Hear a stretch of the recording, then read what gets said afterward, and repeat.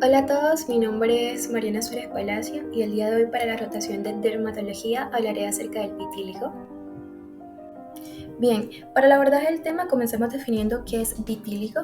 Vitíligo es una leucemia adquirida crónica de causa desconocida que junto con la pityriasis alba y el melasma constituye la tríada más frecuente entre las discromías, que son todas aquellas modificaciones circunscritas o difusas del color de la piel.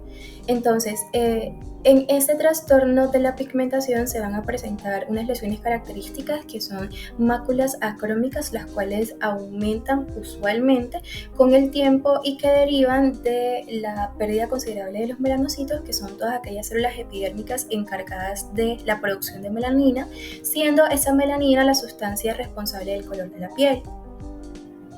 Ahora, los datos epidemiológicos de importancia revelan que el vitíligo es una condición que afecta aproximadamente entre el 0,5 al 2% de la población mundial y que las lesiones con frecuencia empiezan a aparecer entre la infancia y la adolescencia, teniendo un pico de aparición entre los 10 y los 30 años. Sin embargo, pueden aparecer a cualquier edad. No obstante, pues los estudios han revelado que el vitíligo que aparece en personas que son mayores de 50 años corresponden a lesiones viejas que empezaron a aparecer durante la juventud.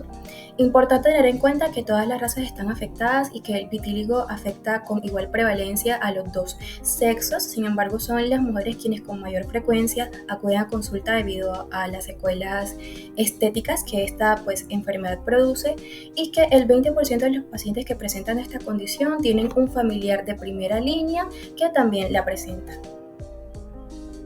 Si bien, como mencioné anteriormente, aún no se tiene un consenso claro acerca de los mecanismos fisiopatológicos que generan esta enfermedad, personalmente considero, luego de esta investigación, que el vitíligo es una enfermedad compleja multifactorial que resulta de la interacción de ciertas condiciones como por ejemplo la autoinmune, con participación de células inflamatorias como los linfocitos citotóxicos, el factor de necrosis tumoral, el interferón alfa, que crea un estado de inflamación bastante crónica y destructivo contra los melanocitos. También, como se puede observar en la diapositiva, interacción de ciertos factores genéticos como locus, ciertos genes, disminución de otros genes como el KIT, y neuronal, que pues sobre todo se aplica para ese vitíligo que es segmentario y pues se da por la liberación de neurotransmisores que conlleva una disminución de la melanina. Clínicamente, las personas que presentan esta condición van a cursar solo con la aparición de máculas que en un inicio son hipocrómicas y luego se vuelven acrómicas. Son máculas cuya forma generalmente es redondeada u ovalada y que tienen bordes festoneados, lo que significa que tienen bordes ondulados. En cuanto a su tamaño, es bastante variable, pueden ser de pocos milímetros o pueden abarcar grandes extensiones de piel y ser de bastantes centímetros. Afectan tanto piel como mucosas o ambas, y son lesiones asintomáticas, pero en algunos pacientes se presentan una sensación urente o prurito que precede o acompaña la aparición de estas lesiones. Son lesiones que a su vez tienen un curso lento y progresivo y que ocasionalmente aparecen alrededor de un nebus pigmentado, que es lo que se conoce como nebus de Sutton. Su topografía también es bastante variable, dependiendo de la distribución de las lesiones. El vitíligo puede clasificarse en vitíligo generalizado, que aparece en un 75% de los casos, y son todos aquellos vitíligos en donde existen manchas dispersas por todo el cuerpo y que generalmente tienen una distribución que es simétrica. En el 20% de los casos se puede presentar un vitíligo focal o segmentario. Focal cuando son manchas aisladas y que pueden aparecer en cualquier parte del cuerpo, y segmentario cuando presentan manchas unilaterales con distribución determinada.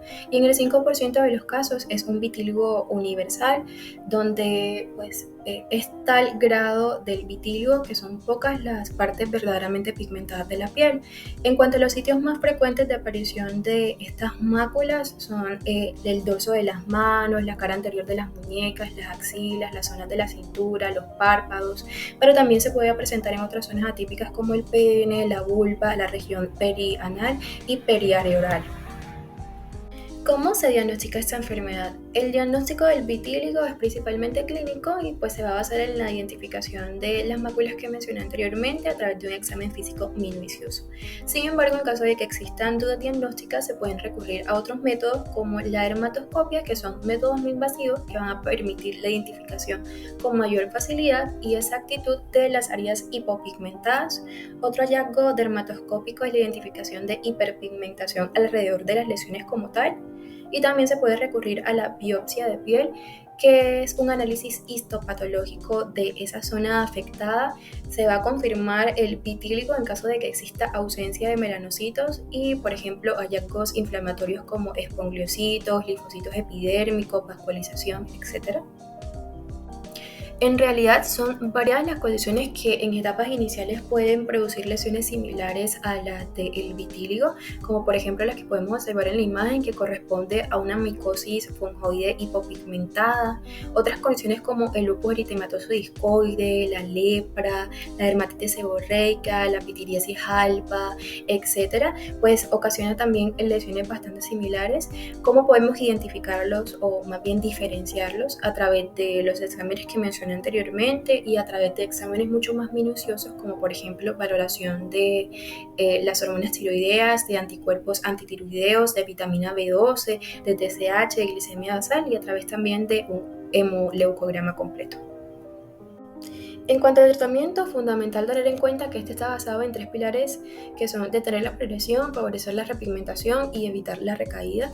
En caso de áreas limitadas se prefiere la utilización de esteroides tópicos, sobre todo son utilizados en niños menores de 10 años que presentan áreas de pigmentación bastante pequeñas o limitadas. ¿Cuáles son los más utilizados? El valerato de betametasona al 0,1% y el propionato de clobetasol al 0,05%. Se utiliza una vez al día durante varios meses y en caso, por ejemplo, de zonas como la cara y las axilas, se prefiere utilizar unos de menor potencia. En cuanto a los esteroides sistémicos, estos son utilizados en aquellos pacientes que no son candidatos para las terapias que voy a mencionar a continuación o para el uso de los esteroides tópicos y son ideales en aquellos pacientes que presenten un vitíligo activo y pues se recomienda una dosis de prednisolona de 0,3 miligramos por kilogramo, la cual pues tiene mínimos efectos adversos, se da por 2 meses y luego se suspende ciertos tiempos. Para vitíligos más extensos se prefieren otras terapias como la fotoquimioterapia oral, que consiste en la administración del soraleno y luego se expone al paciente a rayos UVA.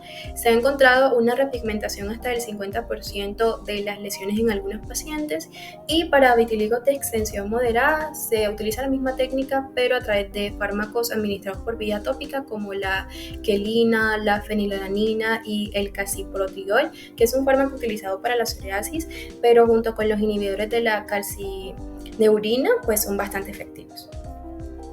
Ya para finalizar, quiero comentarles brevemente que también existen otras opciones quirúrgicas que son ideales en aquellos pacientes que presentan un vitíligo estable con pocas posibilidades de pigmentación, que no responden bien a los tratamientos que mencioné anteriormente o que presentan pocas áreas o áreas muy pequeñas de despigmentación, pues se utilizan estas opciones quirúrgicas que se pueden observar en la imagen.